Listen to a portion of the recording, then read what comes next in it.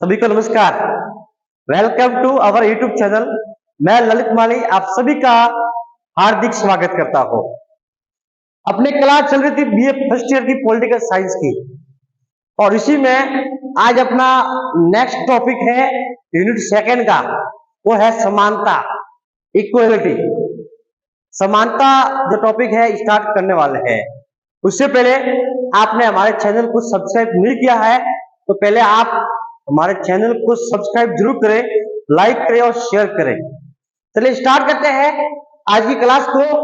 Topic है अपना समानता। समानता क्या होती है? तो मैं आपको जिस प्रकार मैंने आपको लिबर्टी को समझाया था उसी प्रकार समानता है कि व्यक्ति को किस प्रकार एक समानता के रूप में इसको अधिकार दिया जाए कि भाई हर व्यक्ति चाहता है कि मुझे समानता का अधिकार मिले, समान मिले, समान अवसर हो। तो उसी तरीके में पॉलिटिकल साइंस में इसका दृष्टिकोण किया गया है कि समानता क्या है। तो वो स्टार्ट करते हैं परिभाषा के रूप में। समानता क्या है देखिए, आइए पढ़ते हैं। समानता से आशय है, समानता का अभिप्राय है सभी व्यक्तियों को विकास हेतु, जितने भी व्यक्ति है उन सभी व्यक्तियों को विकास हेतु पर्याप्त अवसर प्राप्त होने चाहिए। जितने भी अवसर है उनको प्राप्त अवसर होने चाहिए। हर व्यक्ति को ये अधिकार मिलना चाहिए कि भी उसको अवसर समान मिले, चाहे वो किसी भी क्षेत्र में हो। यदि शिक्षा का क्षेत्र है तो शिक्षा के क्षेत्र में कोई भी व्यक्ति हो, चाहे वो किसी भी वर्ग से आता हो, चाहे वो अमीर का बच्चा हो या गरीब का बच्चा हो, उच्च वर्ग से हो या निम्न वर्ग से हो, उन सभी को शिक्षा का अवसर मिलना चाहिए। ये होती है समानता। वोट देने का अधिकार सभी को मिलना चाहिए, क्या है? समानता। चुनाव लड़ने का अधिकार सबको मिलना चाहिए, क्या है? समानता। तो ये होती है समानता। सभी को समान अवसर मिलने चाहिए, चाहे वो किसी भी क्षेत्र में हो, जो राज्य द्वारा निर्मित किए गए हैं, प्रदत्त किए गए हैं। तो देखिए, समानता होते हुए भी असमानता होती है कि भाई इनको असमानता से मिल जाती है और असमानता का सामना करना पड़ता है। तो ऐसे दो कारण से कि भाई व्यक्ति को असमानता मिलती है तो किन दो कारणों से होती है, और ये वेरी इंपॉर्टेंट है ये दो कारण कि भाई एक तो असमानता के दो प्रमुख कारण लिखे हुए सामने। पहला कारण है प्राकृतिक असमानता। तो देखिए, प्राकृतिक का मतलब होता है प्रकृति प्रदत्त। जब मनुष्य का जन्म हुआ था तो वो जिस प्रकार जैसा था वो उसको मिली हुई है प्राकृतिक समानता। एक व्यक्ति विकलांग है और एक व्यक्ति सही है। अब वो बड़ा होकर कहेगा मुझे समानता मिली नहीं, मैं विकलांग कैसे हुआ और ये विकलांग नहीं है। तो भाई ये प्राकृतिक असमानता है, ये प्रकृति के द्वारा है। भगवान से जैसे जन्म हुआ तो भगवान ने आपको ऐसे निर्मित किया गया, इसमें किसी का दोष नहीं है। तो राज्य का दोष है ना किसी दूसरे व्यक्ति के द्वारा आपको असमानता मिली है। तो ये प्राकृतिक असमानता है। तो ये किसी भी क्षेत्र में हो, जब मनुष्य का जन्म होता है उसको प्रकृति के द्वारा जो मिलती है वो होती है प्राकृतिक असमानता। लेकिन जो पॉलिटिकल साइंस पढ़ता है या कोई भी व्यक्ति समझदार व्यक्ति होता है तो वो उसको प्राकृतिक असमानता मानता नहीं कि भाई जो व्यक्ति है वो सभी बराबर है, चाहे वो विकलांग हो कैसा भी हो, चाहे वो उच्च वर्ग से हो या निम्न वर्ग से हो। तो ये प्राकृतिक असमानता है। लेकिन पॉलिटिकल साइंस में इसको कहा गया कि भाई एक प्राकृतिक असमानता है, इसमें किसी का दोष होता नहीं है, ना राज्य का दोष होता है ना किसी व्यक्ति का दोष होता है। तो ये होती है प्राकृतिक असमानता। दूसरी है सामाजिक विषमता। समाज के द्वारा उसको असमानता का सामना करना पड़ता है उस व्यक्ति को कि भाई समाज में एक अमीर वर्ग का व्यक्ति है और एक निम्न वर्ग का व्यक्ति है। तो समाज में यदि अमीर वर्ग के व्यक्ति को ज्यादा अधिकार दिए जा रहे हैं, ज्यादा मौके दिए जा रहे हैं, ज्यादा उनका सम्मान हो रहा है, इसका मतलब वो सामाजिक विषमता है। और आज वर्तमान स्थिति को देखा जाए तो ये बड़ी विडंबना है।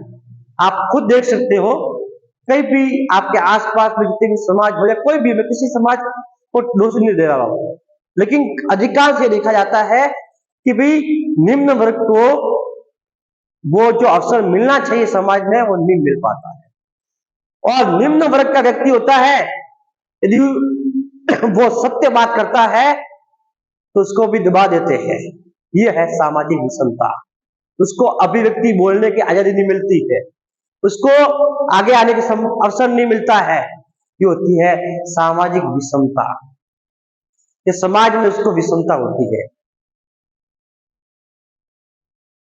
एक व्यक्ति कहा जाए कि भाई एक व्यक्ति है जो अच्छे वर्ग से है और एक व्यक्ति है जो निम्न वर्ग से है, और जहां पर कई बार भी अपन देखा जाए तो उसको अवसर ज्यादा मिल रहा है, उसका अवसर कम मिल रहा है। निम्न वर्ग वाले को कम मिल रहे हैं, उच्च वर्ग वाले को ज्यादा मिल रहे हैं। ये क्या है? सामाजिक विषमता। तो समाज में, समाज के द्वारा, इस समाज में किसी व्यक्ति को जो अवसर नहीं मिल रहा है वो सामाजिक विषमता है, और प्रकृति के द्वारा उसको जो मूलभूत या जो अधिकार नहीं मिला है, जैसा प्रकृति ने जैसा बनाया है, वो प्राकृतिक असमानता होती है। ये है असमानता का जो प्रमुख कारण, ये आपको समझने है। दूसरा देखिए, वास्तविक समानता की प्राप्ति के लिए आवश्यक परिस्थितियां क्या होती है कि भाई वास्तविक समानता कैसे मिलेगी। व्यक्ति को यदि वास्तविक समानता चाहिए तो क्या क्या परिस्थितियां होनी चाहिए, क्या क्या कंडीशन होनी चाहिए, वो पढ़ते हैं। तो देखिए, पहली कंडीशन है स्वतंत्रता और समानता की संतुलित धारणा को अपनाना। आप लिबर्टी और इक्वलिटी, स्वतंत्रता और समानता की जो धारणा है, इन दोनों को आप अपनाओगे तभी क्या होगा? वास्तविक समानता मिलेगी। आप समानता का अधिकार दे रहे हो लेकिन स्वतंत्रता छीन रहे हो, ये वास्तविक समानता नहीं है। आप स्वतंत्रता, लिबर्टी दे रहे हो और समानता नहीं दे रहे हो, ये क्या है? वास्तविक समानता नहीं है। आप दोनों की जो संतुलित धारणा है, इन दोनों की संतुलित धारणा को आप व्यक्ति को देनी पड़ेगी, तभी आपको, आपके द्वारा व्यक्ति को वास्तविक समानता मिलेगी। ये ध्यान रखना। नेक्स्ट है विशेषाधिकारों का अभाव होना। यदि व्यक्ति को विकास, जो विशेषाधिकार है वो नहीं मिल रहा है, मान लो एक व्यक्ति है, उसको वोट देने का अधिकार दिया है और एक व्यक्ति को वोट देने का अधिकार नहीं दिया गया, तो ये क्या है? विशेषाधिकारों का अभाव। प्राचीन समय में ऐसे ही होता था।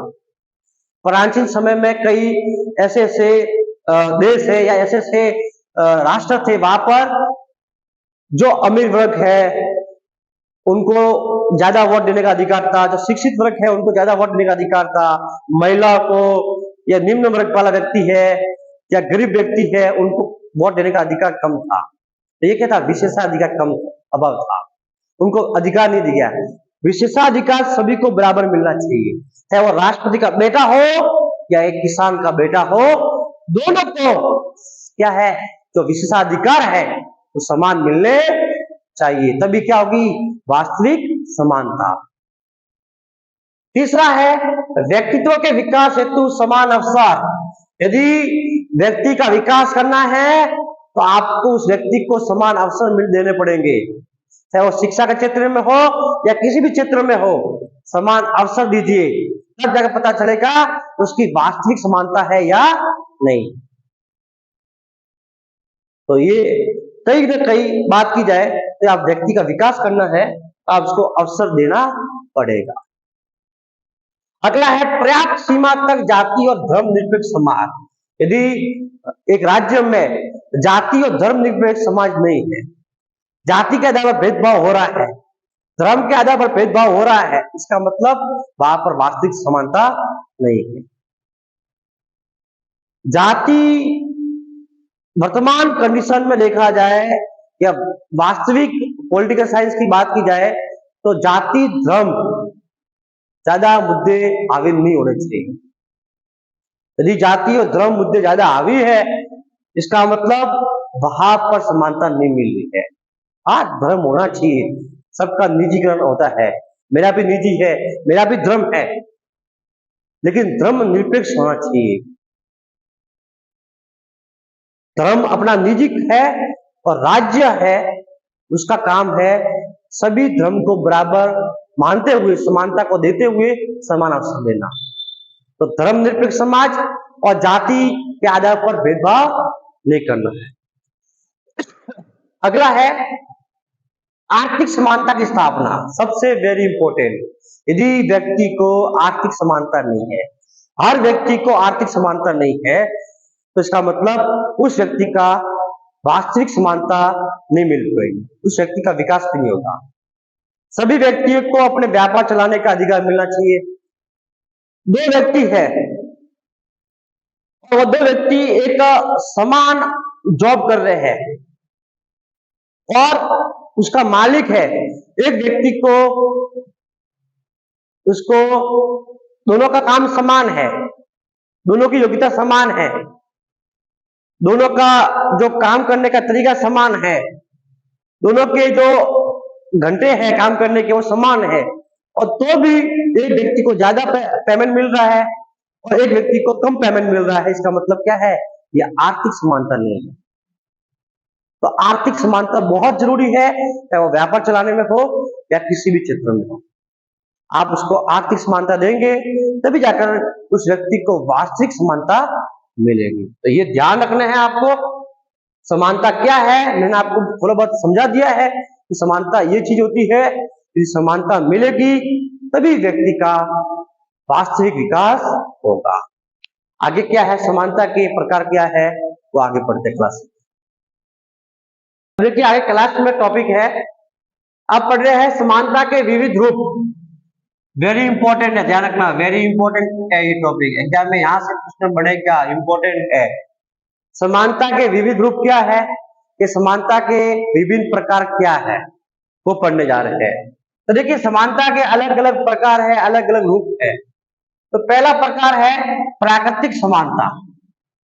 देखिए व्यक्ति को प्रकृति के द्वारा जब जन्म होता है व्यक्ति का, तो उसको प्रकृति के द्वारा समानता मिली हुई है। लेकिन जब व्यक्ति का जन्म होता है, धीरे धीरे बड़ा होता है और उसको कुछ व्यक्ति या किसी के द्वारा उसको समानता मिल नहीं पाती है, असमानता का सामना करना पड़ता है। तो ये इसके प्राकृतिक समानता का अनुभव हो रहा है। तो व्यक्ति को प्राकृतिक समानता मिलनी चाहिए, वो जन्म से उसको वो अधिकार है, चाहे वो किसी भी क्षेत्र में शिक्षा पाने का अधिकार हो या कोई भी हो, उसको अधिकार दिया गया है कि वो उसको अधिकार मिलना चाहिए। भगवान ने, ईश्वर ने सभी को समान बनाया है और सभी को समान देखते हुए सभी को समान अवसर मिलने चाहिए। ये है प्राकृतिक समानता, यानी जन्म से, कब से? जन्म से ही उसको वो अधिकार मिलना चाहिए। जन्म से उसको अधिकार मिल रहा है तो इसका मतलब उसको प्राकृतिक समानता मिल रही है। नेक्स्ट है सामाजिक समानता। समाज में यदि उसको समानता मिल रही है वो है सामाजिक समानता।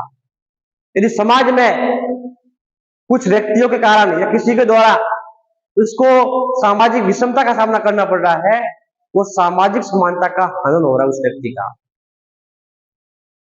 अभी मैंने आपको बताया था कि भाई कुछ व्यक्तियों को जो प्रभुत्वशाली है, अमीर वर्ग है, या उनको ज्यादा मौका मिल रहा है समाज में, इसका मतलब दूसरे व्यक्ति को मौका नहीं मिल पा रहा है, इसका मतलब उनकी सामाजिक समानता का हनन हो रहा है।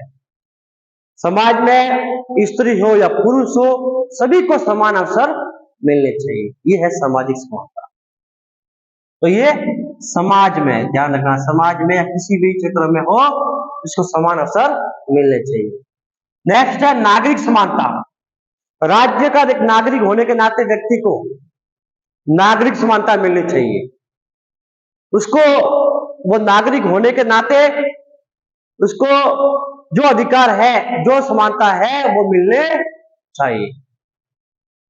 चाहे वो नागरिक उस राज्य में रह रहा है और उसको यदि रहने के लिए समानता नहीं मिल रही है, चलने के समानता नहीं मिल रही है, घूमने की समानता नहीं मिल रही है, इसका मतलब उसके नागरिक समानता का क्या हो रहा है, हनन हो रहा है। ये ध्यान रखना। तो ये नागरिक समानता होती है। नेक्स्ट है राजनीतिक समानता। राजनीतिक समानता का मतलब व्यक्ति को चुनाव लड़ने का अधिकार होना चाहिए। क्या होना चाहिए? चुनाव में भागीदारी, समान, चाहे वो स्त्री हो या पुरुष हो, सभी व्यक्तियों को चुनाव में भागीदारी लेने का क्या है? समानता है। वोट देने का क्या है? समानता है। यदि आप किसी व्यक्ति को वोट देने से वंचित कर रहे हो, इसका मतलब उसकी राजनीतिक समानता का हनन कर रहे हो आप। किसी व्यक्ति को आप चुनाव लड़ने के लिए आप मना कर रहे हो, इसका मतलब उसकी राजनीतिक समानता का क्या कर रहे हो? हनन कर रहे हो। किसी व्यक्ति को आप राजनीतिक दल बनाने के लिए आप मना कर रहे हो, इसका मतलब उसकी राजनीतिक समानता का क्या हो रहा है? हनन हो रहा है। तो उनको राजनीतिक समानता मिलनी चाहिए। राज्य के द्वारा किसी निम्न वर्ग को ऊपर उठाने के लिए कुछ राजनीतिक क्षेत्रों में आरक्षण दिया गया है, तो वो एक अलग बात है। लेकिन जहां पर सभी को समान अवसर मिल रहे हैं, तो वहां पर राजनीतिक समानता सभी को समान मिलनी चाहिए। ये ध्यान रखना है आप। नेक्स्ट है आर्थिक समानता। वो ये भी बताया मैंने आपको, व्यापार चलाने में हो या किसी भी क्षेत्र में हो, नौकरी में हो, सभी को आर्थिक समानता मिलनी चाहिए। उसकी योग्यता या कोई मेहनत समान है, उनको समान मेहनत के लिए क्या करनी चाहिए? आर्थिक समानता मिलनी चाहिए। मार्क्स ने ही कहा था, मार्क्स ने मजदूरों के पक्ष में बात की थी कि भाई मजदूरों का शोषण हो रहा है और मजदूरों को जो भुगतान नहीं मिल रहा है, जो अतिरिक्त काम करवा रहे हैं और उनको अतिरिक्त भुगतान नहीं मिल रहा है, इसका मतलब उनकी आर्थिक समानता का हनन हो रहा है। ये मार्क्स ने उसमें उठाया था, मार्क्सवाद आपने पढ़ा होगा।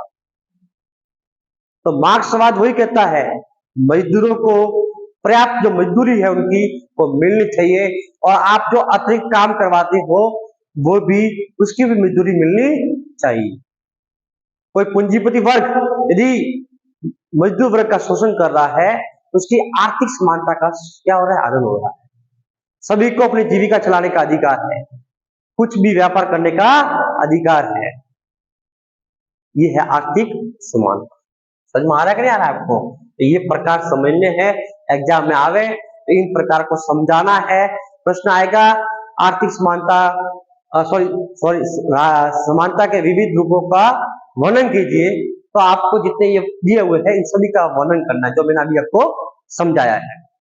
इसमें देखिए, आर्थिक समानता के बिना राजनीतिक स्वतंत्रता क्या है? कभी भी वास्तविक नहीं हो सकती। यदि आर्थिक समानता नहीं मिली है तो राजनीतिक समानता उसकी वास्तविक नहीं बनेगी। ये लॉस्की ने कहा था, ध्यान रखना, मोस्ट इंपोर्टेंट है।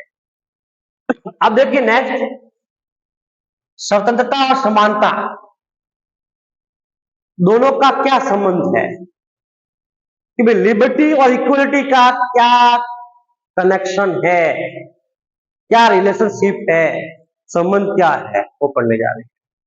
तो देखिए, पहला है स्वतंत्रता और समानता एक दूसरे की विरोधी है।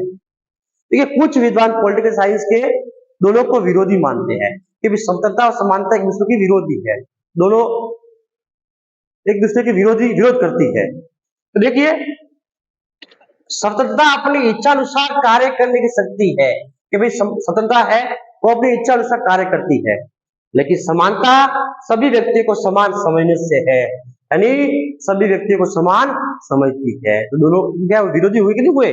कि भाई स्वतंत्रता में सभी को, कोई व्यक्ति है उनको कार्य स्वतंत्र करने की छूट दे रहे हैं, और समानता में समान अवसर दे रहे हैं, इसका मतलब दोनों क्या है? विरोधी है।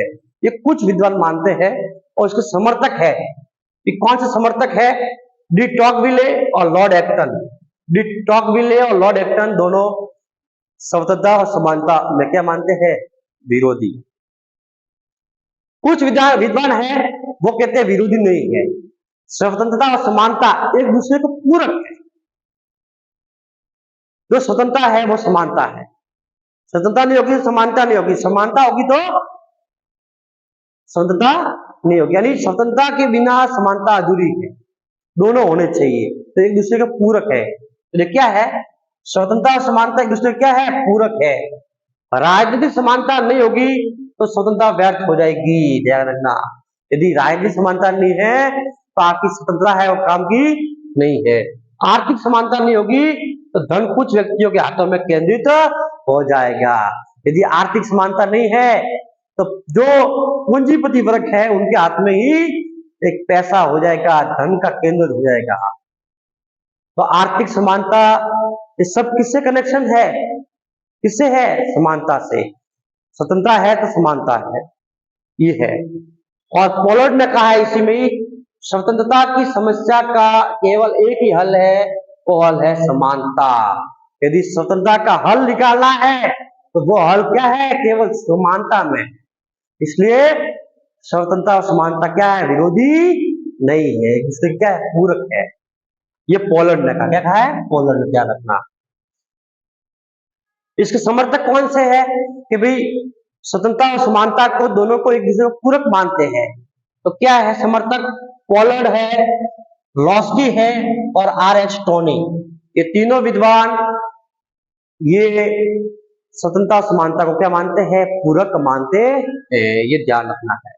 तो यहां से प्रश्न बन सकता है, वेरी इंपॉर्टेंट है, ध्यान रखना। ये भी प्रश्न आएगा, स्वतंत्रता और समानता में क्या संबंध है? संबंध को स्पष्ट कीजिए। तो आपको इस प्रकार समझाना है और समानता के विविध रूपों को या प्रकारों को समझाइए। तो ये दिए गए, इनको समझाना है। यहां से आपके पक्का प्रश्न बनेगा, यहां से कई बार छूटने वाला नहीं है। यदि आपको क्लास समझ में आ रही है, अच्छी लग रही है, तो एक बार आप चैनल को सब्सक्राइब नहीं किया तो चैनल को पहले सब्सक्राइब जरूर करेंगे। और इसी प्रकार अपना समानता जो टॉपिक था आज वो कंप्लीट हो गया है। आगे नेक्स्ट कल पढ़ेंगे। Thank you.